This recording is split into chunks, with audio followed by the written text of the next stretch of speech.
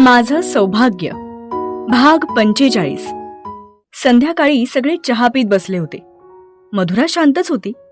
पहिल्यासारखी मस्ती करत नव्हती, म्हणून ते तिघं काळजीत होते. रोज ती काहीतरी अतरंगी चाळे नक्कीच करायची, जेणेकरून त्यांचा वेळ ते सावरण्यात जायचा, पण मजा यायची. विक्रांतने मी हँडल करतो असं सांगितलं होतं. नील, तयार हो, विक्रांत म्हटला. का? कुठे जायचं नाहीये कोणी? झालं तेवढं खूप झालं. अरे नील, आम्ही नाही, तू जाणार आहेस, ते पण रश्मी सोबत, रोमॅन्टिक डेटला. मी टेबल बुक केलाय, विक्रांत म्हटला. आणि तुझ्या मोबाईलवरून रश्मीला मेसेजही केलाय, तू तिला पिक करतोयस असं, आशू म्हटला. कोणी करायला लावला हा शहाणपणा तुम्हाला? बच्चानी. मी? हो मग, बच्चाच तर म्हणाली होती ना की रश्मीला नीलदा ओरडलेला नाही आवडलं, म्हणून तिने ही आयडिया केली. मधुरा तू? हा मी. बघ बघ, हो म्हणतीये ती. नील, मस्त तयार होऊन जा, असं सडेलं तोंड करून जाऊ नकोस, स्माइल कर, क्लीन शेव कर, आशू म्हणतो. हो नील, सगळ्यांना माझ्यासारखा बियर्ड लुक सूट नाही करत, तू नको मला फॉलो करूस, विक्रांत म्हणतो. बघून घेईन मी, आणि मधुरा तुला पण. मला हे नाही आवडलं यार. नील, तू उगाच त्यांना सकाळी ओरडलास. मी सांगितलं असतं ना की माझा ऍक्सिडेंट झालाय. आई बाबांना पण हेच कारण सांगणार आहे, 2 व्हीलर स्लिप झाली म्हणून. हो, मागे तू हेच सांगितलं होतंस, म्हणून तर बाईक बंद केली होती ना तुझी, आठवतंय ना? आता बस परत. ठीक आहे मग, मी सांगतो की बच्चा रागावला होता आणि मला मारलं. हा, हे पटेल मावशीला, आशू हसत म्हणाला. मी मारलं? बघ बघ, मधुरा स्वतः बोलतीये. विक्या, हे जमतंय. थँक्स बच्चा, लव्ह यू फॉर दिस. बरं नील, मस्त जा आणि एन्जॉय कर तुझी डेट, आणि रोमॅन्टिक डान्स पण कर. तुझ्यासाठी स्पेशल वाईन ऑर्डर केलीये मी. विक्की यार, now go bro, enjoy your date with your future wife. आणि लवकर यायची घाई करू नकोस. हो, नाही आलास तरी चालेल, आम्ही घेऊ समजून. काय विक्या? अरे मोठा भाऊ आहे मी तुमचा. अरे रोमॅन्स मध्ये कमी आहेस म्हणून सांगतोय. मला कसा बच्चामुळे एक्सपिरियन्स आहे ना. अहो, म्हणजे राग घालवायचा असं म्हणणार होतो मी सोना.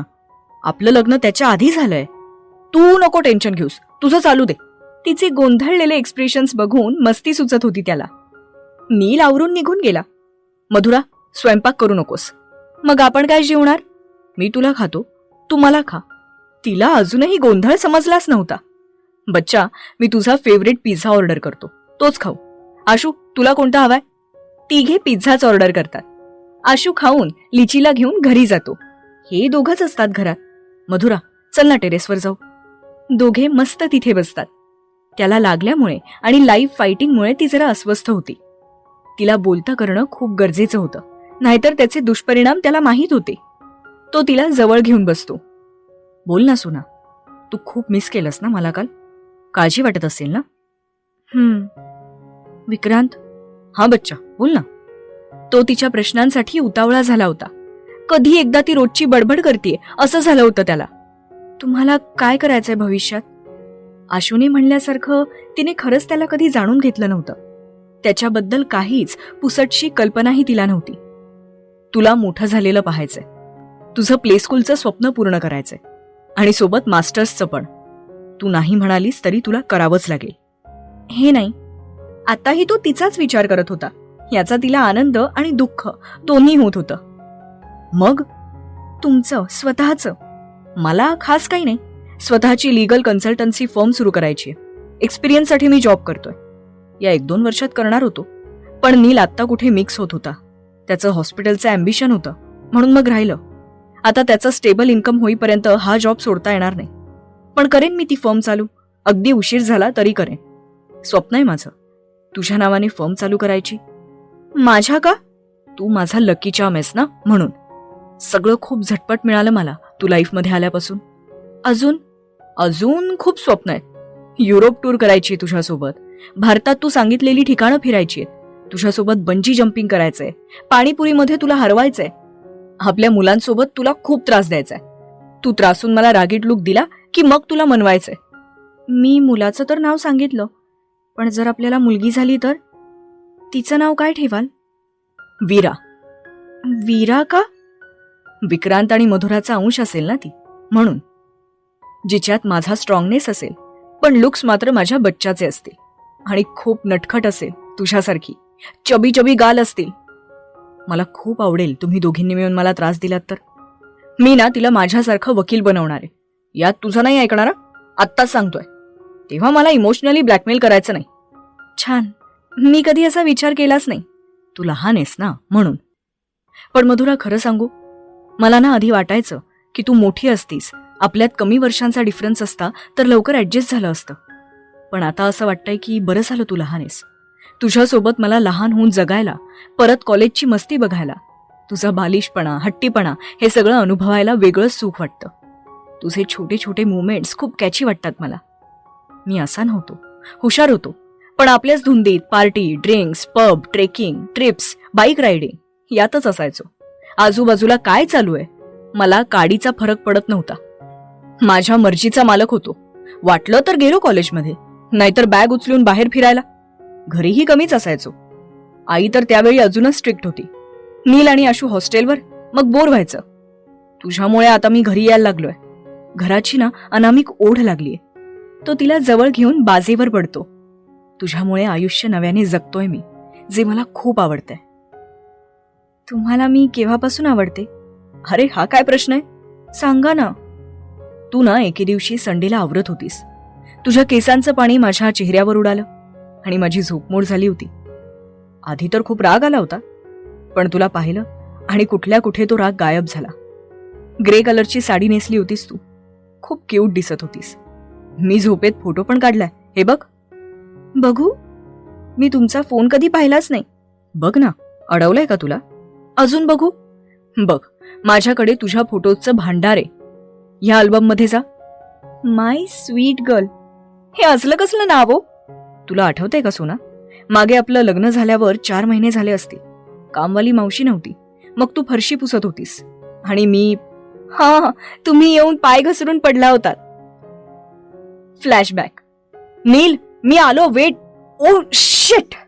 अहो, विक्रांत पाय घसरून तिच्या अंगावर पडला होता. ती त्रासिक भाव चेहऱ्यावर आणून त्याला ढकलत होती, पण साहेब जराही, किंचितही हल्ले नव्हते. तो तिला बघण्यात गुंग झाला होता. अहो उठा ना. काय? उठा ना, मला त्रास होतोय. कसला? तुम्ही खूप जाड आहात, उठा. विक्रांत उठून तिलाही उठवू पाहतो, पण ती स्वतःची स्वतःच उठते. काय म्हणालीस तू मला? मी जाड आहे? Really? Neel, do you think am I looking fat? No, you are perfect. मग काय, इथे माझा पापड व्हायचा बाकी होता. मधुरा मनातच म्हणते. नाही म्हणजे, हो म्हणजे माहित नाही. असं म्हणून ती निघूनही गेली. प्रेझेंट. सोना, खूप बॅड फील झालं होतं मला. इतका मेंटेन करतो मी स्वतःला आणि तू मला सरळ जाड म्हणाली होतीस. हे बघ, नीलने आपण पडल्यावर काढला होता हा फोटो. मग काय हो, माझा जीव जातो की काय असंच वाटलं होतं. किती हेवी वेट आहे तुमचं. सोना, तू हलकी आहेस, 40 किलो पण नाहीयेस म्हणून. मी फक्त 80 किलो आहे. बरं जाऊ दे, मी करेन तुला जाड. नाही ना प्लीज, मला बारीकच राहायचंय. आणि हा फोटो, विक्रांत, मला त्रास होत होता आणि तुम्ही माझ्यावर हसत होतात. बच्चा, तुझं नाक इतकं टोमॅटो सारखं लाल झालं होतं ना, मला हसू आवरतच नव्हतं. खरंच सॉरी. फ्लॅशबॅक. आई, मधुरा कुठे? नीलने विचारलं. हो, सुनबाई दिसत नाहीये तुझी. विकी म्हटला. काळजी वाटते का विकी तुला, की आठवण येतेय? ती बाहेर गेली साने काकूंकडे हळदी कुंकवाला. इतका वेळ? 1 तास झालाय. कुठे आहेस तू? सकाळपासून बघितलं नाहीये तुला. विकी मनातच म्हणतो. अच्छी. मधुरा, काय झालंय? शिंकतीयस का? आई, मला नाही माहिती. अच्छ. God bless you. अगं मधुरा, तुझं नाक किती लाल झालंय. तिथे काही होतं का ज्यामुळे तुला ॲलर्जी झाली असेल? नाही माहिती नीलदा, मे बी धुराने झालं असेल. किती गोड दिसतीये ही, फुगलेले गाल, नाक तर किती लाल झालंय आणि चेहऱ्यावरचे त्रासिक भाव. काय झालं असेल हिला? विक्रांत मनातच बोलत होता. मधुरा, तुझा, मी मेडिसिन देतो. ओके नीलदा. अच्छ. नील तिला मेडिसिन देतो. जेवणाच्या टेबलवर तिचा फेस बघून दोघंही हसत होते. ती मात्र रागावून चुपचाप जेवत होती. अधूनमधून शिंका येतच होत्या. प्रेझेंट. तुम्ही खूप दुष्ट होतात. मला त्रास होत होता धुराचा आणि नीलदा आणि तुम्ही मला हसत होतात. बच्चा, तू ना त्या लुकमध्ये इतकी स्वीट दिसत होतीस, आणि त्यात तुझं हे नकट नाक. विक्रांत, सॉरी शोना. तुला माहितीये बच्चा, तू आवडायचीस मला, पण मीच तुला दूर लोटलं होतं. मग कसं काय करायचं ते कळतच नव्हतं. पण ओढला जायचो ग तुझ्याकडे. रोज तुझ्या लुकचा एक तरी फोटो मी काढायचोच. ऑफिसमध्ये वेळ मिळाला ना की घरातल्या CCTVचं फुटेज बघायचो. बगीच्यात काम करताना तुझा आजूबाजूचा तो वावर, तू सोफ्यावर झोपलीस की रात्री कोणी इतकं कसं क्यूट निरागस असेल हे बघण्यासाठी तुझ्या जवळ यायचो आणि तुला बघत राहायचो. तुझ्या गालाला हात लावायचा मोह मला नाही आवरायचा. टम्म फुगलेले तुझे गाल, नेहमी वाटायचं एकदा तरी तुला किस करावं. तुझे गोबरे गोबरे गाल खावे. काय? एकदा ड्रिंक करून ना मी लेट आलो होतो. तू झोपली होतीस. खूप वेळ तुझ्याजवळ बसलो होतो. हिम्मत करून तुला न समजता गालावर ओठ टेकवले. कापसासारखं वाटलं म्हणून थोडे खाल्ले सुद्धा. तू असा रडल्यासारखा फेस केलास. मग मी घाबरून झोपी गेलो. पण दुसऱ्या दिवशी तुझ्या गालावर माझ्या दातांचे निशाण होते, लालबुंद. नशीब क्लिअर दिसत नव्हतं की ते दात लागलेत म्हणून. काय म्हणाली होतीस ग तू तेव्हा? हा, आई बघा ना मला मच्छर चावला. मग विक्रांत, मला काय माहिती तो मच्छर तुम्ही होतात. इतका मोठा मच्छर होता की 2 दिवस लागले तो डाग जायला. पण मग तुम्ही मला हे आधी का नाही सांगितलं? बच्चा, माझीच ट्यूबलाईट उशिरा लागली ना. पण आवडत होतीस तू. ज्या प्रकारे तू घराकडे बघायचीस ना, खूप भारी वाटायचं. लहान असून सगळं कसं येतं तुला याचं कुतूहल होतं मला. तू एक्झामला गेल्यावर बिलकुल करमत नव्हतं. मग नीलच्या रूममध्ये जाऊन झोपायचो मी. खूप राग आला होता मला जेव्हा तू मंगळसूत्र घातलं नव्हतंस. माझी बायको आणि माझ्या नावाचं मंगळसूत्र घालत नाही. तुला रात्री विचारलंही होतं. मग काय म्हणाली होतीस आठवतंय ना? हो विक्रांत, किती ती इन्सिक्युरिटी. तुला नाही समजणार. माझ्या मिश्र भावना होत्या. तू हवी पण होतीस आणि का हवी आहेस हे पण माहित नव्हतं. पण जवळ असलीस की बरं वाटायचं, रिलॅक्स फील व्हायचं. त्या मंगळसूत्राच्या इन्सिडेंट नंतर ठरवलं होतं तुला माझ्यापासून लांब नाही करायचं. ही क्यूट चबी गर्ल फक्त माझी आहे आणि माझीच राहील. मस्तच, अजून सांगा ना. तिला हसताना बघून त्याचा जीव भांड्यात पडला. मस्करी करतेस का माझी? नाही हो, पण छान वाटतं अशी आपली कोणी तारीफ करत असेल तर. चुप आता, फोटो बघ. विक्रांतकडे तिचे प्रत्येक इव्हेंटचे फोटोज होते. विक्रांत, तुम्ही दांडियाच्या दिवशी आत आला होतात? हो मग, तो चान्स कसा सोडेन मी. तुला गरबा खेळताना बघायचा. एकतर काय हॉट आणि सेक्सी दिसत होतीस, म्हणून मग जेलस झालो होतो मी. जळकर रताळ. काय म्हणालीस? थांब, तुला दाखवतोच. तो तिला गुदगुल्या करून त्रास द्यायला लागतो. नको ना प्लीज, माझं पोट दुखतंय आता. मग म्हणशील मला जाड आणि काय ते जळकर रताळ. नाही नाही नाही म्हणणार. ठीक आहे, यावेळी सोडतोय हा. पण विक्रांत, खरं सांगू? बोल ना. तुम्ही खरंच खूप जाड आहात. ती बोलून खाली पळून जाते. त्यालाही बरं वाटतं. फायनली ती मनसोक्त हसली होती. खाली येऊन दोघंही टीव्ही बघत बसतात. मधुरा, नीलच्या लग्नाची तयारी करायला सुरुवात करावी लागेल ना. तू शक्य तेवढा स्टडी आत्ताच कम्प्लीट कर, नंतर तुला वेळ नाही मिळणार. हो हो. पण विक्रांत, एक विचारू? तुम्ही मला 5वी 6वीत असल्यासारखे स्टडी कर म्हणून का मागे लागता? मला समजतं ना. राहू दे, सांगितलंय तेवढं कर. खडूस. विक्रांत, लॉंग ड्राईव्हला जायचं? नको, उद्या जाऊया. नील आला की ओरडेल मला. तुला काही बोलणार नाही. चला, म्हणजे तुम्ही कोणाला तरी घाबरता. म्हणजे काय? सगळ्यात जास्त माहितीये का कोणाला घाबरतो? कोणाला? तुला. चल झुट्टा. अगं नाही, खरंच भीती वाटते मला तुझी. तू काहीही करू शकतेस. मला बाहेर पण झोपवतेस तू. यावर मधुरा फक्त हसते. विक्रांत, नीलदा कसे बिहेव करत असतील डेटवर? किती हार्श बोलले होते त्यांना सकाळी. मी असते तर रडलेच असते. म्हणूनच तुला मी घाबरतो. रडूबाई कुणीकडची. काश मी बघू शकले असते की नीलदा कसे माफी मागतात त्यांची, कसं मनवतात.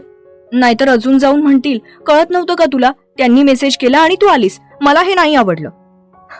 तुला बघायचंय? म्हणजे? Wait. Hello Ashu, get ready, आपण बाहेर जातोय. बच्चा, चल ड्राईव्हला जाऊ. अहो पण. इथे नील त्याच्या रोमॅन्टिक डेटवर असतो. ते दोघं डिनर करत असतात. रश्मी एकटीच बोलत असते. तो फक्त स्माइल करत असतो. रश्मी, सकाळी जे झालं त्यासाठी आय एम सॉरी. म्हणजे मी असं रिॲक्ट व्हायला नव्हतं पाहिजे. इट्स ओके, मी समजू शकते. नील, अशी मागतात का माफी? विकी म्हणतो. तसा नीलला जोराचा ठसकाच लागतो. अरे तुम्ही इथे? हो नीलदा, असं 2 वर्ड्सचं फक्त सॉरी, नॉट फेअर. इतक्या सुंदर मुलीला रागावलात तुम्ही. मधुरा, मला नाही येत रोमॅन्टिक पद्धतीने काही बोलता. आणि रश्मी घेते समजून, हो ना? रश्मी फक्त मान हलवून हो म्हणते. बिच्चारी, काही समजलंच नाही तिला. आधी तर ती एकटीच बोलत होती आणि आता ही गँग आली. नीलदा, गो फॉर अ डान्स आणि तिथे गुडघ्यावर बसून त्यांना सॉरी आणि आय लव्ह यू म्हणा. मधुरा नीलच्या कानात म्हणते. याच्याकडून काही होणार नाही. आशू म्हणतो. होईल. लागली का बेट 500ची? हा लागली. विक्रांत तिकडे जाऊन रोमॅन्टिक सॉंग्स प्ले करायला सांगतो. त्या दोघांना जबरदस्ती डान्सला पाठवतो. रश्मी, आमच्याकडे असंच आहे. तुला ह्याची सवय करून घ्यावी लागेल. डान्स करताना नील बोलत असतो. मला आवडलं हे नील. त्यांच्यामुळे तुम्ही डान्सला तरी तयार झालात. त्यांचं मन मोडवत नाही. आणि माझं? तुझं पण एकटा असं मला कम्फर्टेबल वाटत नव्हतं. आम्ही नेहमी एकत्र जातो ना. ते असले की बॅकअप असल्यासारखं वाटतं. रश्मी यावर फक्त हसते. बच्चा, चल डान्स करू. नको, तुम्ही आधीच आजारी आहात. आपण इथेच बसूया. Let Neelda enjoy his movement. इतकी काळजी नवऱ्याची.